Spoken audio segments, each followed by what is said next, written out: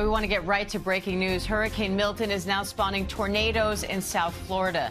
The Category 4 storm is expected to make landfall along Florida's densely populated Gulf Coast tonight. It's already caused a tornado roughly 30 miles outside Fort Lauderdale. Now officials are warning time is running out to evacuate. The National Guard's also helping with evacuation efforts while still cleaning up the debris from Hurricane Helene. It's likely the Guard's largest mobilization ahead of a storm in Florida. We have team coverage. Eva Pilgrim is monitoring travel disruptions. Rena Roy's following the emergency response. But let's start with meteorologist Elise Smith of our ABC station in Houston. Elise, we just got an update from the National Hurricane Center. What's the latest on the storm's track?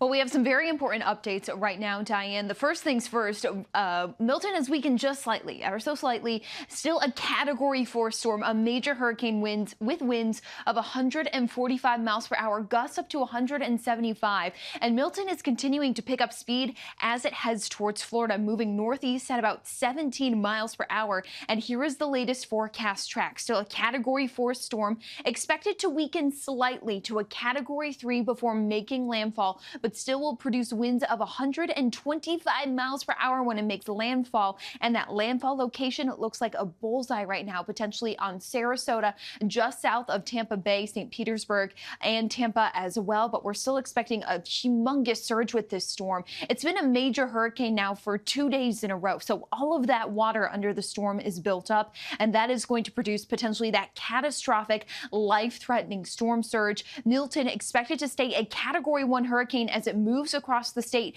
very quickly as well. This storm is going to be a bullseye across the state, make a bullseye across the state, and make a beeline towards the Atlantic Ocean, moving offshore into the Atlantic by Thursday morning as a Category 1 storm with winds of 185 miles, not 185, 85 miles per hour, excuse me. But as for the tornado threat, this is the immediate concern right now. We have tornado warnings, observed tornadoes with rotating thunderstorms far inland into the state, but also with that band that is just wrapping around the center of Milton. Milton now in sight of landfall here in Florida. Our radar is able to pick up on that as well. So we are watching for tornado warnings again across the south central Florida at this hour. A tornado watch is in effect until 9 p.m. for areas from Miami all the way just south of Orlando. And that storm surge warning, again, a potentially catastrophic, life-threatening surge, still potentially a record surge with for the Sarasota area, reaching up to potentially 15 feet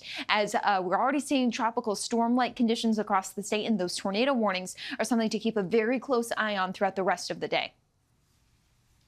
Rena, Florida Governor Ron DeSantis spoke today about preparations ahead of Milton. What's the latest on that front? Yeah, well, DeSantis really laid out in detail exactly how they have been preparing for this monstrous storm in the days leading up to Milton. He says this is one of the largest mobilizations of resources ever in the state of Florida. He says that preps have been going on around the clock 24/7 and will continue to do so until it is no longer safe. And he's stressing that they are prepared and will respond. He's accepting help from 20 different states as well as from the Biden administration and FEMA. There are thousands of crews that are standing by, ready to go for life-saving efforts and power restoration as well. And he's really reminding people of all the shelters that are available for residents across the state and telling them that this is really their last chance to get somewhere safe before landfall in just a couple of hours. Take a listen. Still going to be a major impact. So you still have time now to make decisions to protect yourself and your family. Massive amounts of space at these shelters. The roads are flowing. The conditions are going to get bad. So you just got to be very careful with that. Yeah, and that is what we keep hearing over and over again. Officials really want people to understand the severity of Milton. Diane. And Eva, airports across Florida are shutting down ahead of this storm. So what's the latest on the travel situation, especially when so many people are trying to get out of the storm zone?